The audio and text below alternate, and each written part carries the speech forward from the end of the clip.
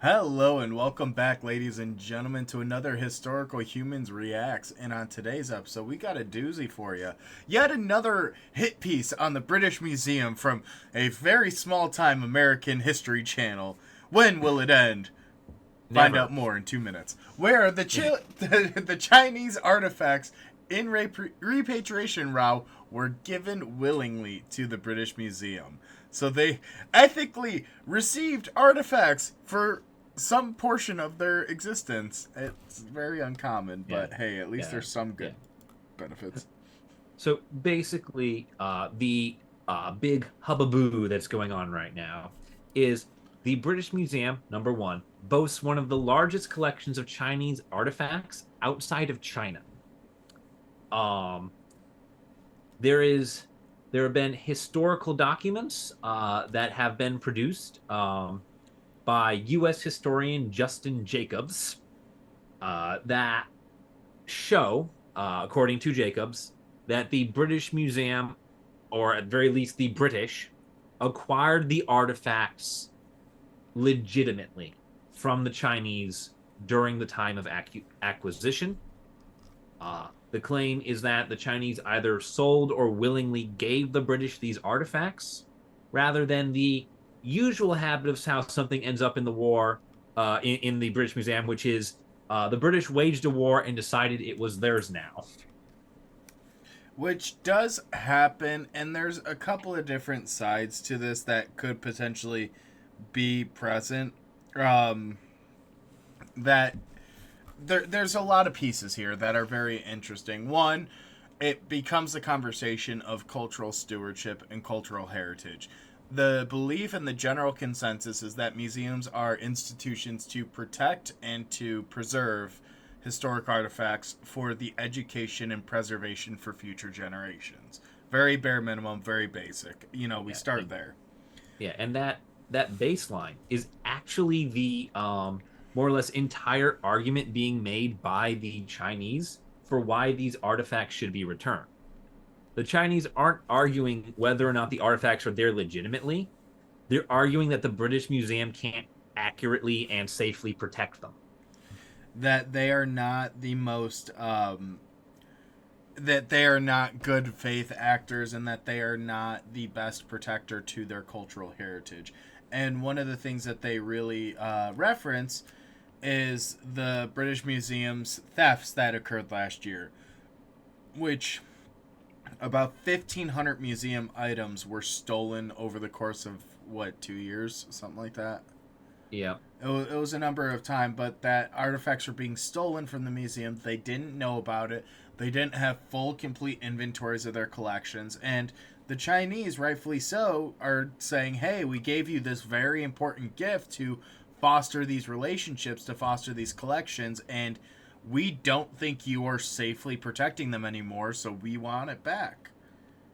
yeah. And to the argument at hand in the conversation here is the British Museum does have the legal authority and the uh, proper provenance, let's say, of these artifacts as they were ethically sourced and brought to this.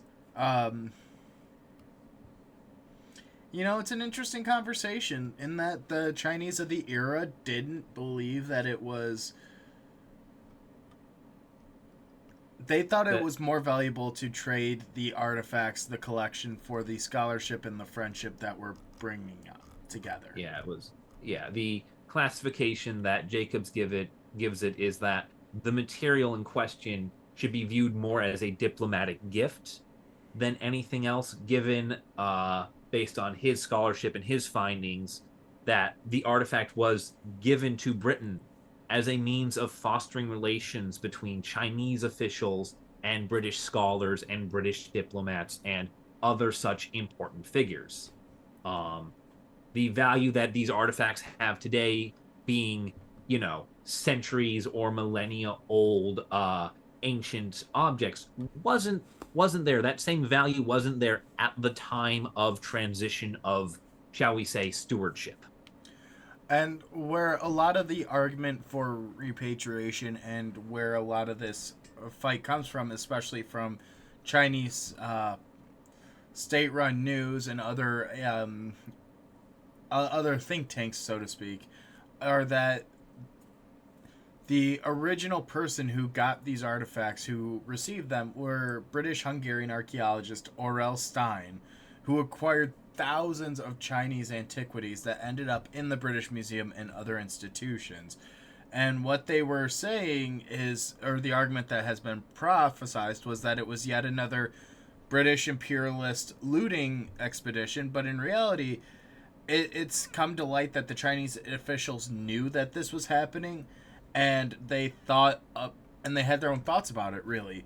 And one of the panels that was given was depicting how silk making technology left China, and that's now in the British Museum. And he validated this by looking at a letter that was sent to Stein in his archive that includes a letter from a Chinese magistrate saying, "You practice archaeology with a stunning perseverance and thoroughness that is unheard of." Yep. Which, to be fair, this letter is penned in 1914. So the fact that Stein is working to actively preserve the stuff he gets is in of itself revolutionary. Well, yeah. It, It's yeah. it's a really interesting conversation because there's so many different layers to it, and there's so many different aspects that we could talk about. Like, we could talk about the potential idea of like a Stockholm syndrome, where the British had really been involved in Chinese politics up until the Boxer Rebellion. Like, Yeah. Europeans really played a large part. That's the reason we had two opium wars. Yeah, you can argue diplomatic coercion of, a superpower or representatives of a superpower claim they like your stuff and you don't feel you have this military strength to say no. And you might want to buddy up to them because they are a superior military power, and you are a young nation trying to really establish yourself. Yeah. It, Young being very loose here with the Chinese. I mean, at this point, this was the it's not the This current. would yeah. This would have been the People's Republic time The period. People's Republic. Okay, I always get that mixed up with. Yeah. There's I believe that it's like the point is I get what you're saying, that like this isn't the long-standing dynasties of China, but the nation of China views itself as one continuous history. And that's true whether you're on the mainland or on Taiwan. But then you do also get the modern bias too, in which they, in 2024, they may look at this deal in 1914, which in the time of 1914 may have been beneficial, but now no longer is not. They may look at that and go, okay, well, I regret making this decision. I want to get my stuff back. And